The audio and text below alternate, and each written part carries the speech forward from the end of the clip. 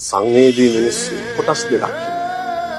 එක කොටසක් තමයි තමන්ගේ දෙයට විතරක් සංවේදී. ඒගොල්ලෝ තමයි භයානක.